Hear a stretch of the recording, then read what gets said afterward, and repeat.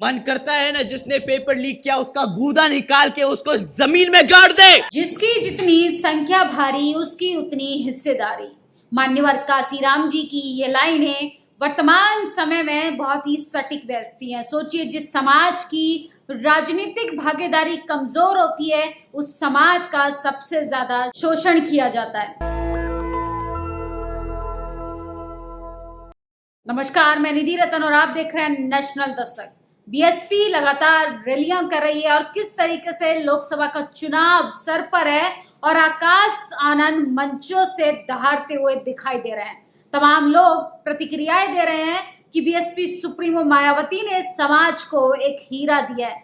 सोचिए किस तरीके से आकाश आनंद जो है वो लगातार बीजेपी सरकार पर हमला बोल रहे हैं और कोई भी मुद्दा वो छोड़ना नहीं चाहते, चाहे संवैधानिक मूल्यों की बात हो, चाहे राजनीतिक भागीदारी की बात हो, पेपर लीक की बात हो, यहाँ तक कि मंदिर जैसे मुद्दे पर भी वो टीवी अखबार में लगातार अपना इंटरव्यू दे रहे हैं। सोचिए किस तरीके से बीएसपी को लेके तमाम लोगों ने जो नेगेटिव खबरें चलाई थी कि बीएसपी बीजेपी की बी टीम है, असल में उनकी आंखों से पर्दा उठ चुका है।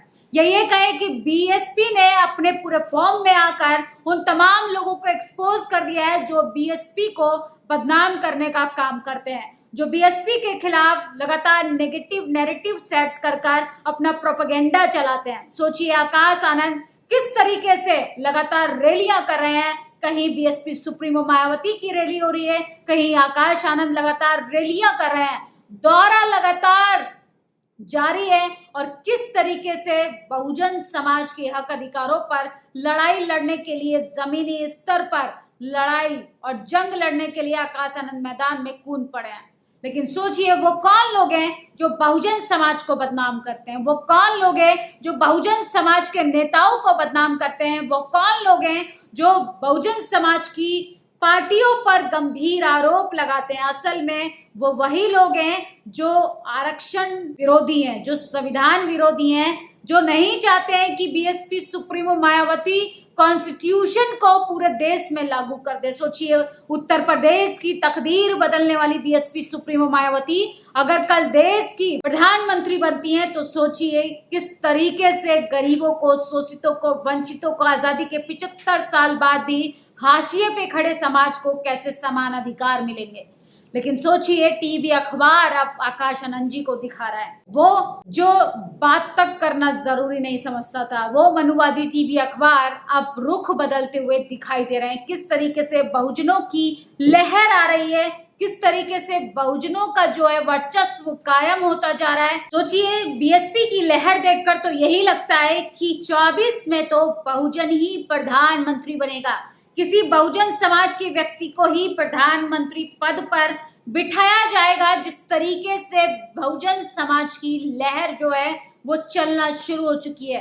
लेकिन सबसे बड़ा अपडेट आया है कि दिल्ली में 7 सीटों पर बीएसपी जो है वो अपने उम्मीदवारों को मैदान में उतार चुकी है और किस तरीके से वो लगातार झटके पे झटका तमाम राजनीतिक दलों को दे रही है।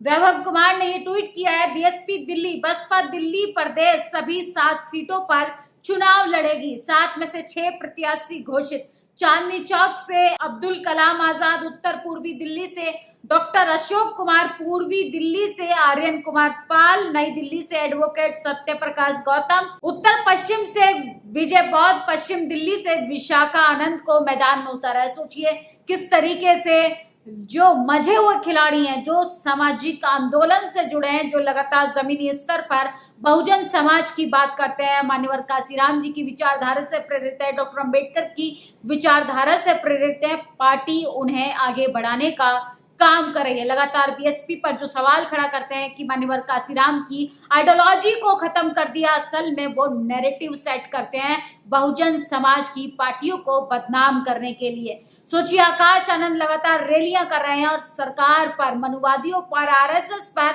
इन तमाम प्रोपेगेंडे को एक्सपोज कर रहे हैं। यहाँ तक कि वो पुराने अंदाज में दहाड़ते हुए दिखाई दे रहे हैं। जिस तरीके से बीएसपी सुप्रीमो मायावती मंचों से दहाड़ा करती थी, आकाश आनंद भी उसी रूप में हमलावर हो रहे हैं सरकार पर। मन करता है ना जिसने पेपर लीक किया उसका गूदा निकालकर जमीन में गाड़ दें। आता है ना गुस्सा, लेकिन ऐसा नहीं कर सकते। इसलिए चुनाव में एक एक वोट को बंदूक की गोली की तरह इस्तेमाल करो और इनकी छाती में दाग देना। रैली में गरजे आकाश आनंद। आकाश आनंद लगातार गुस्से में दिखाई दे रहे हैं और किस तरीके से बहुजन समाज के लिए उनके मन में जो दर्द है, उनके मन में जो पीड़ा है, वो किस तरीके से उनके शब्दों में दिखाई दे रही है। बीएसपी सुप्रीमो मायावती ने आज कांग्रेस पार्टी पर भी हमला बोलते हुए घेरने का प्रयास किया। कांग्रेस पार्टी के वरिष्ठ नेताओं द्वारा भारत में धन में वितरण की आड़ में अमेरिका की तरह निजी संपत्ति पर विरासत टैक्स की सोच पर उनकी पैरवी गरीबों की भलाई का कम व राजनीति से प्रेरित इनकी गरीबी हटाओ की चर्चित विफलताओं पर लोगों का ध्यान बांटने का चुनावी प्रयास ज्यादा लगता है। जहां तक भारत में संपत्ति व सरकारी भूमि वितरण आदि से जुड़े मामले में दलितों वंचितों के लिए न्याय का सवाल है, तो इनकी सरकारें ही सही नीयत से अभाव के कारण यहाँ गरीबी, पिछड़ापन, पलायन की आदि दूर नहीं कर पाए। कांग्रेस को उसकी ऐसी दागदार विरासत से मुक्ति मिलना मुश्किल है। सोचिए किस तरीके से राजनीतिक माहौल जो है वो गरमाया हुआ है। BSP supremo Mayawati Bharatiya Janata party के साथ साथ कांग्रेस पार्टी को भी घेरने का काम कर रही है। वो कांग्रेस पार्टी जो लगातार सोशल जस्टिस की तो बात करती है, लेकिन जब बात आती है हक अधिकार की, जब बात आती है संवैधानिक मूल्यों की, जब बात आती है भागीदारी की, जब बात आती है रिप्रेजेंटेशन की, तो कहीं ना कहीं बहुजन समाज के लोगों को पीछे कर दिया जाता है। सोचिए किस तरीके से आकाश आनंद जो है वो एएनआई को बाइट देते हुए उन्होंने बड़ा खुलासा किया। एएनआई की एंकर सवाल पूछती है, जिस तरीके से मान्यवर काशीराम जी के साथ जाति भेदभाव हुआ, बीएसपी सुप्रीमो मायावती के साथ भेदभाव हुआ कि आकाश आनंद जी के आपके साथ हुआ है, उन्होंने उनको भी जवाब देते हुए सोचिए जातिवाद पर इतनी गहरी चोट मारी है कि मनुवादियों की नींद उड़ गई है। मान्यवर काशीराम जी से जाति उत्पीड़न भेदभाव जेल आपके साथ हुआ है। सोचिए आकाश आनंद जी ने, मेरे एक सीनियर ने मुझे जाति सूचक शब्द कहा था और अपमानित करने की कोशिश की थी। मैंने तभी सोच लिया था कि मुझे राजनीति में रहकर ये तस्वीर बदलनी है। जाति उत्पीड़न पर आज भी हमारे लोगों को घोड़ी नहीं चढ़ने दिया जाता, मूछ नहीं रखने दिया जाता, स्कूल का दरवाजे से इस तरीके से नॉट फाउंड सुटेबल कर उनको हटा दिया जाता है। डॉक्टर रितु हो, लक्ष्मण यादव हो, प्रोफेसर रतन लाल हो, किस तरीके से लोगों को प्रताड़ित किया जाता है। अब खेत खलियानों से उठकर जाति भेदभाव इंस्टीट्यूशंस में आ गया है, व्हाइट कॉलर जॉब्स में बैरियर बन गया है और यही बैरियर अब तोड़ना है। जिस तरीके से आकाश आनंद दहाड़ते हुए नजर आ रहे हैं, इससे तो लगता है कि 24 में